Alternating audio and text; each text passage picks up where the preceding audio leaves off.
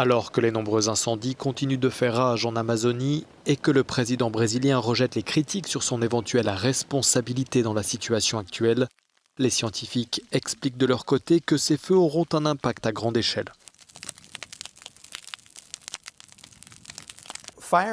Les feux qui brûlent dans la forêt amazonienne libèrent le carbone stocké dans ces arbres. Le carbone pénètre ensuite dans l'atmosphère sous forme de dioxyde de carbone ou de méthane et contribue aux gaz à effet de serre qui sont à l'origine des changements climatiques et d'une planète plus chaude et plus sèche. Selon le WWF, la forêt amazonienne, répartie sur 9 pays, contribue à réguler le réchauffement climatique au niveau mondial en emmagasinant jusqu'à 140 milliards de tonnes de CO2. Mais sa capacité d'absorption du dioxyde de carbone chute en raison de la déforestation. Toujours selon le Fonds mondial pour la nature, près de 20% de la forêt amazonienne aurait disparu en 50 ans.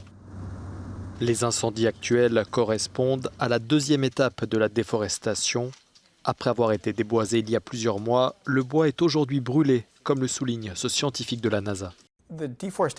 Le processus de déforestation à la frontière de l'Amazonie est un processus en deux parties. D'abord, les arbres sont coupés et laissés sécher.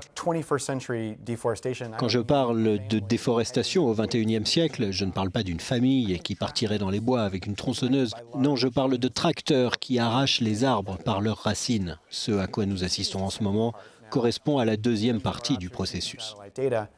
Selon la militante écologiste brésilienne Marina Silva, la situation en Amazonie serait hors de contrôle. La lauréate du prix Goldman, l'équivalent du Nobel de l'écologie, accuse le président Bolsonaro de crimes contre l'humanité.